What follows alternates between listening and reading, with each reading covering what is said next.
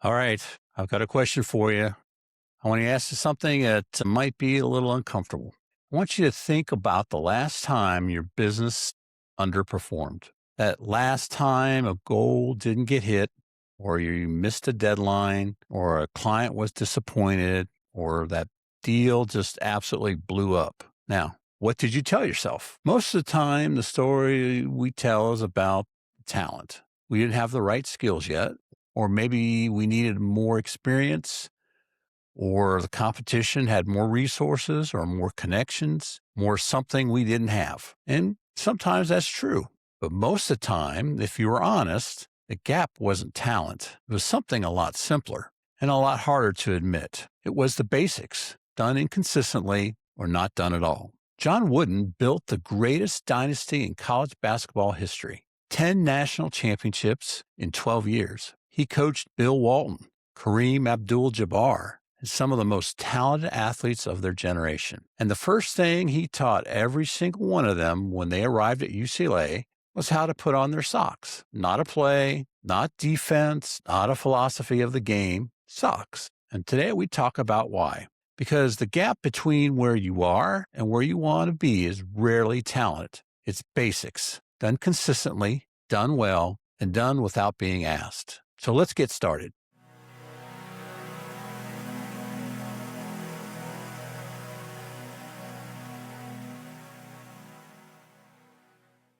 Welcome back to Mind Your Business. I'm Steve Wagner, and this episode is one I've been wanting to do for a long time because this is one of those that hits close to home for me, and I think for most of you too. Today's episode is built on one sentence, and it comes from John Wooden, and one of the greatest coaches who ever lived, and is possibly the most convicting thing he ever said about leadership, business, and actual human performance. And he said this: do the things that don't take talent and do them well. Now, we're going to spend the next 12 minutes unpacking exactly what that means and why most high performers actually ignore it, and what can change in your business and your leadership when you stop ignoring it too. So let's go. John Wooden coached at UCLA from 1948 to 1975.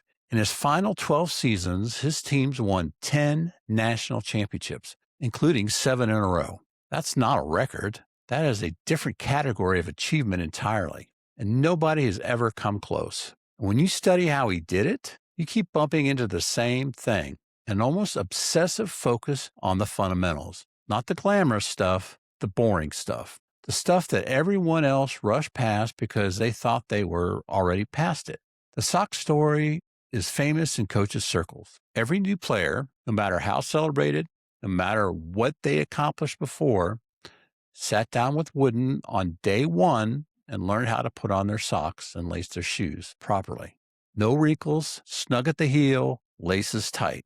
Why? Because of blisters. Because a wrinkle in a sock at the wrong moment in a game is the difference between full speed and hesitation.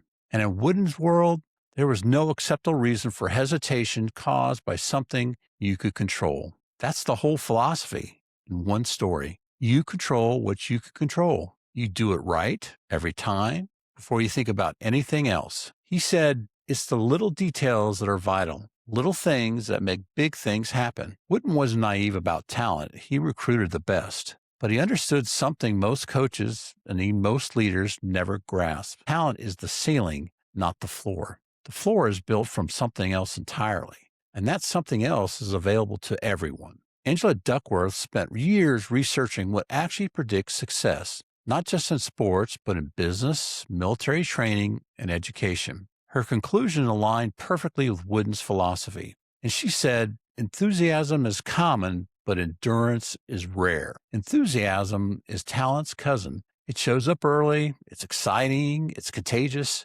Endurance is the no-talent discipline that determines everything else. And it's rare because it's hard. Not hard like complex, hard like unglamorous, hard like Tuesday morning when nobody's watching. Wooden identified several qualities that separated great players from merely good ones, and none of them required exceptional physical gifts. Now, I've distilled them down into 7 disciplines, 7 things that require zero talent but will define your business, your team, and your reputation. Here they are. Discipline number 1, be on time. Punctuality is a statement about who you are. Wooden was exact about this. Not almost on time, not ready to start on time, ready before time.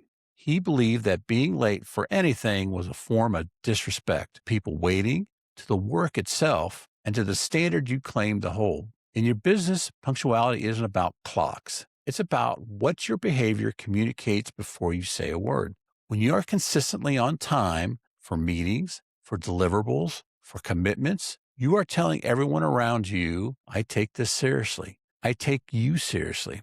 When you're late, the message is the opposite, and no amount of talent or charisma fully repairs it. Darren Hardy writes in his book, The Compound Effect, that small, consistent behaviors compound over time into enormous outcomes. Punctuality is the smallest compound investment you can make in your reputation, and it costs you nothing but intention. You will never do anything in this world without courage. It is the greatest quality of the mind next to honor. Discipline number 2, have a strong work ethic. Wooden said it plainly. Don't tell me how hard you work. Show me what you've done. Work ethic is one of those things everyone claims and few people actually demonstrate at the level that separates them. The test is not how hard you work when you're motivated, energized, or even when the stakes are high. The test is how hard you work when you're tired, discouraged, and nobody's watching. Vince Lombardi, another legendary coach whose philosophy paralleled Wooden's, he built the Green Bay Packers dynasty on one conviction. He said, the price of success is hard work, dedication to the job at hand, and the determination that whether you win or lose, we have applied the best of ourselves to the task at hand. In your business, what does your work ethic look like on a Wednesday afternoon in February when the deal didn't close and your team is flat? That is the real work ethic, not your highlight reel, your Wednesday afternoon. Discipline number 3, give maximum effort. Good enough is the enemy of who you're trying to become. There's a difference between working hard and giving maximum effort. Hard work is about quantity. Maximum effort is about quality of commitment on every single rep. Wooden didn't want his players to practice more. He wanted them to practice right. Full speed, full focus, full intention on every repetition. Because in competition, you don't rise to the occasion. You fall to the level of your training. John Wooden said, when you improve a little each day, eventually big things occur. Don't look for the quick, big improvement. Seek the small improvement, one day at a time. That's the only way it happens. And when it happens, it lasts. For leaders and entrepreneurs, where in your business are you doing the minimum to get by? Where have you settled for 80% because 100% felt excessive? The gap is where your competitors live. They're grateful you left it open. Discipline number 4, have good body language. How you carry yourself is a leadership decision. This one surprises people, but Wooden was explicit. How you carry yourself on the court communicates confidence, your composure, and your commitment to your teammates. A player who slouches after a turnover is broadcasting doubt to everyone around them. A leader who sighs in a meeting, checks their phone mid-conversation, or lets their posture collapse under pressure is doing the same thing. Your body language is always communicating.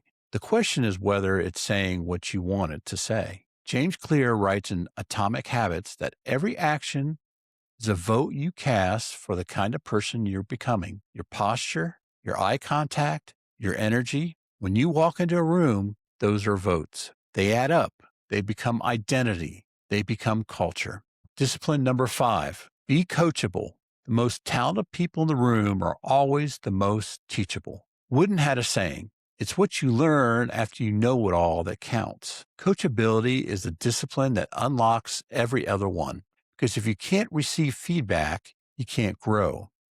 And if you can't grow, your talent has a ceiling you built for yourself. A lot of leaders and entrepreneurs that have failed almost universally had a coachability problem, not a talent problem. They stopped listening. They stopped asking questions. They started protecting what they knew instead of expanding it. The most dangerous words in business are, I already know that. John Wooden said, it's what you learn after you know it all that counts. Now, a practical application, who in your life right now that you're not actually listening to? A mentor you've started filtering? A team member whose feedback you've dismissed?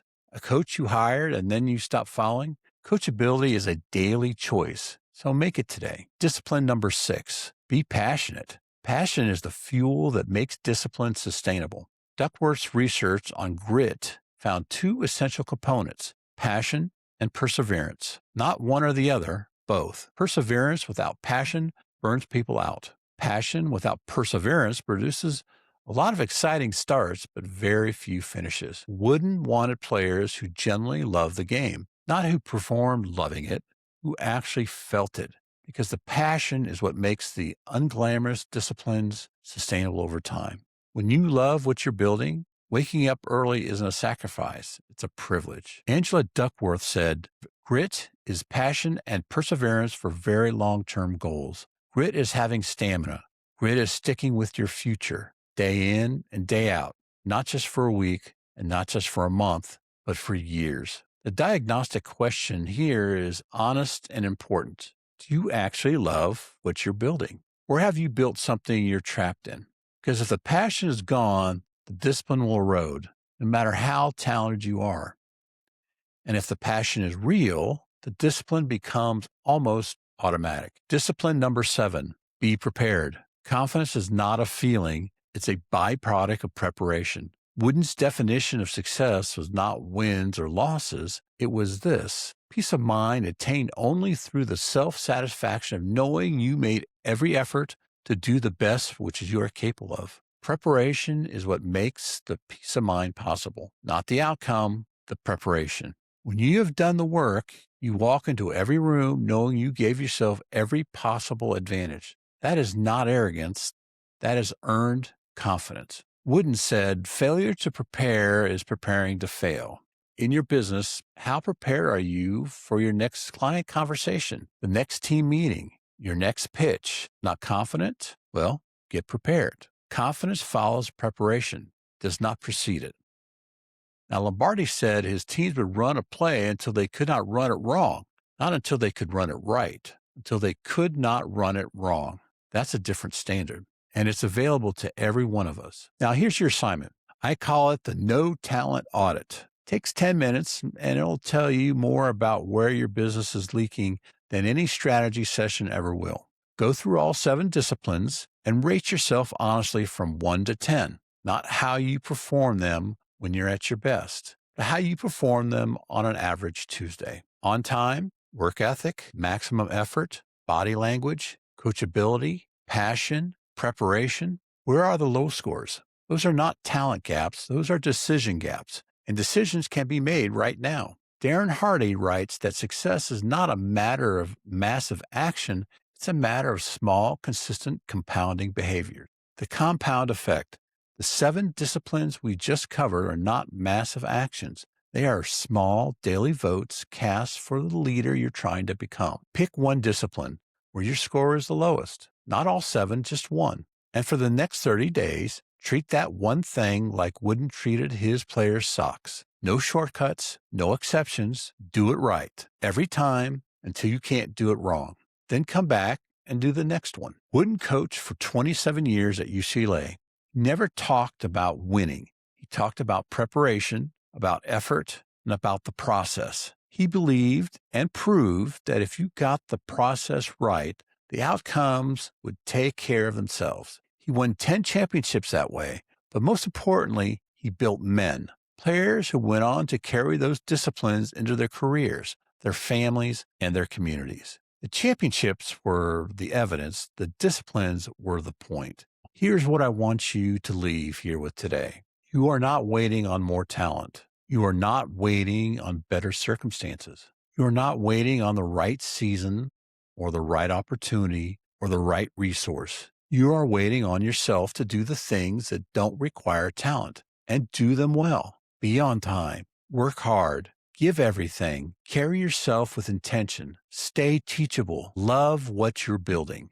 Prepare like it matters because it really does. Aristotle wrote that excellence is not an act, but a habit. You don't achieve excellence once. You practice it daily until it becomes who you are. That is the challenge. and it starts the moment this episode ends. We are what we repeatedly do. Excellence, then, is not an act, but a habit. Do the things that don't take talent. Do them well. Do them every day. That's the standard.